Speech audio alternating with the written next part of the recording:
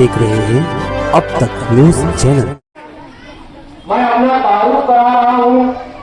इसका मकसद शोशेबाजी नहीं बल्कि उन लोगों तक पैगाम पहुंचाना है जिनके लिए मैं यहाँ खड़े होकर बात कर रहा हूँ, जो घरों में बैठकर हमारी बातों को सुन रहे हैं। उनके लिए मैं अपना नाम बता रहा हूँ, क्योंकि हमारे मोहल्ले में एक अजीब सा माहौल बना हुआ है कि कुछ शर्पसंद अनासिर गरीब आवाम को बेजा तकलीफ दे रहे हैं, पर अगर उन्हें कोई अपनी टक्कर का मिल जाए तो वो उसके मामला के पढ़ने से डर जाते हैं। पर यही मामला अगर कोई गरीब आवाम का हो, किसी अकेले बच्चे का हो, तो वो अनासिर रात के अंधेरों में घरों के अंदर घुसने में भी डर नहीं रहे। चलिए अपनी बातों का बाकायदगी से आगाज करते हुए हम और आप यहां पर क्यों जमा हुए, इन बातों के मकासद पे मैं थोड़ी रोशनी डाल दूं। जैसा कि आप सभी जानते हैं, कई महीनों से हमारे मोहल्ले की जो हवा है, हमारे इलाके की जो हवा है, वो मुकम्मल तौर से नासाज है। नासाज का मतलब होता है बीमार है। वो बीमारी क्या है?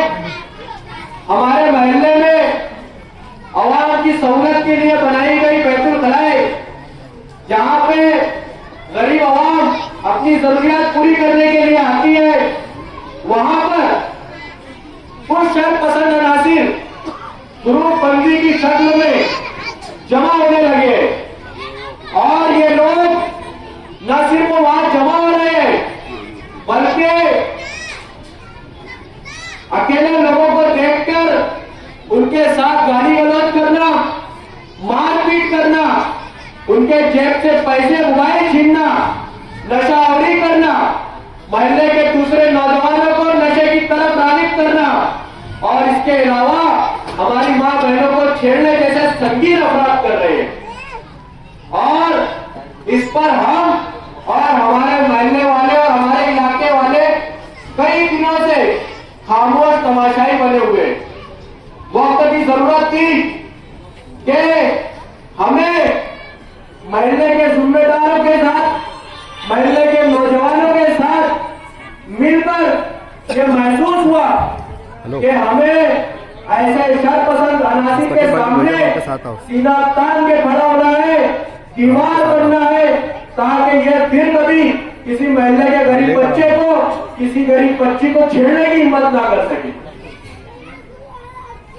मैं यहां पर खड़ा हूं आप लोगों के लिए।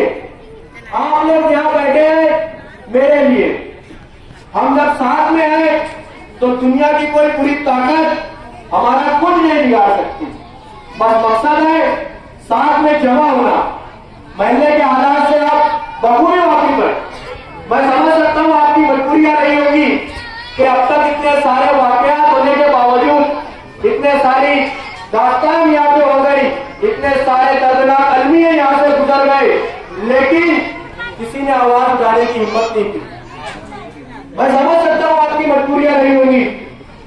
एक गरीब इंसान डरता है, अकेला कमाने वाला है, घर में बच्चियां है, बेटे के नाम पे एक बेटा है या दो बेटे हैं या नहीं है, अगर वो ऐसे शर्पसंद अनासिर के सामने खड़ा होगा तो वो लोग ग्रुप बंदी की शक्लों में मिलकर तेजधार हथियारों से उसके ऊपर वार करते हैं और उसको जख्मी करते हैं, और फिर बची कुची कसरें इनके घर के बाकी के लोग पूरी कर देते हैं झूठे मुकदमा में फंसा।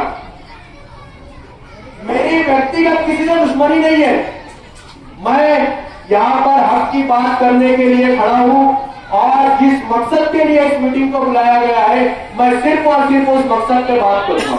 माजरत के साथ यहाँ जिम्मेदारान ने मुझे वक्त कम दिया है, पर मजीद मैं थोड़ा और बोलना चाहूंगा कि मोहल्ले के तमाम ही नौजवानों को और मोहल्ले के तमाम ही अमीर तबका हो या गरीब तबका हो, मैं उनको यकीन दहानी कराना चाहता हूं कि अब महल्ले के सूबेदारों ने मिलकर एक कमेटी तश्कील कर ली है जो ऐसे मामला पर नजर रखेगी, ऐसे मामला को होने से रोकेगी। आपको करना कुछ नहीं है। अगर आपको कोई परेशान कर रहा है और आप हक पर हो तो आप महल्ले की सूबेदारों के पास तश्कील करदा कमेटी के पास आओ, अपनी शिकायत बताओ। हम आपके बाजू में, आप पीछे नहीं बल्कि आपके आगे खड़े होंगे दीवार बनती इंशाअल्लाह।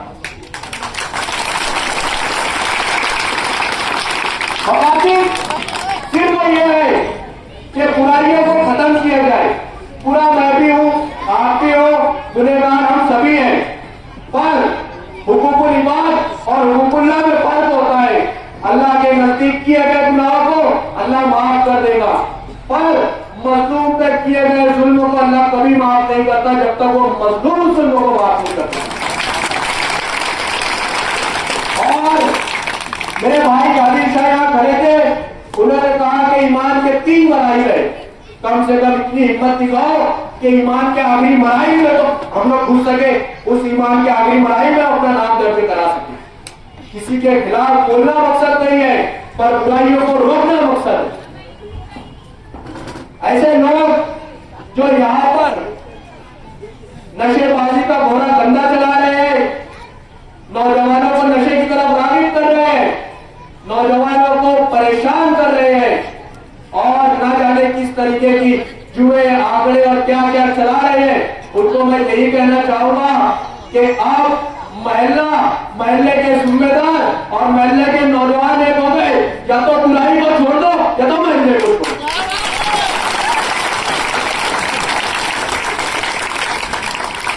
बुराई हर शख्स में, सुधरने का मौका हर किसी को है। हर कोई इंसान आज अपने माजी को तर्क करे, हाल को सही करे और मुस्तकबिल के लिए बेहतरीन तैयारी करे। बुराइयों को छोड़ना कोई बड़ी बात नहीं है। मदारिस है, मकातिब है, मसाजिद है, आप लोग आइए तो सही, हम आपका इस्तेमाल करेंगे। शर्त यह है कि बुराइयों को छोड़ के आना पड़ेगा।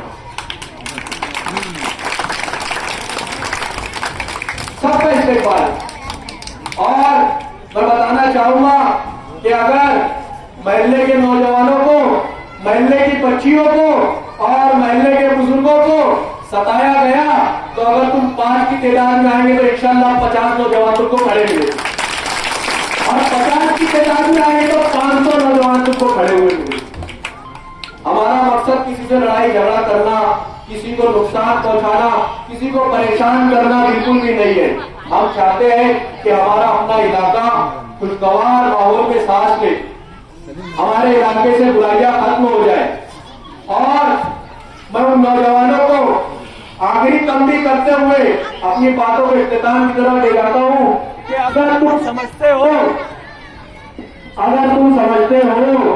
कि किसी छोटे से मामलात में इसको उसको बुला के और इसको उसको जमा करके या नॉर्मल लेवल में कोई सपोर्ट ला के तुम कोई प्रेशर बना सकते हो, तो ये बात याद रखना, तुम ज्यादा से ज्यादा हवलदारों तक जा सकते हैं, हम कमिश्नर, आईजी और एसपी तक जा सकते हैं, हमारे पास कुछ आते मौजूद है। अगर तुम कोई चालू चंडाल को पकड़ के पॉलिटिकल सपोर्ट बना सकते तो हम उस पॉलिटिकल सपोर्ट को ऐवान असेंबली और मुंबई के मुद्दे तक लेके जा सकते। अगर तुम अपने मामला को लोकल कोर्ट में या डिस्ट्रिक्ट कोर्ट में हाजिर कर सकते तो हम उन मामला को हाई कोर्ट और सुप्रीम कोर्ट तक ले जा सकते। तो पैकेजी से एक बात को नोट कर लिया जाए कि महल्ले में की जाने वाली बुराइयों का या तो खात्मा कर दिया जाए या तो अपने अंजाम और पैमाने किरदार के लिए तैयार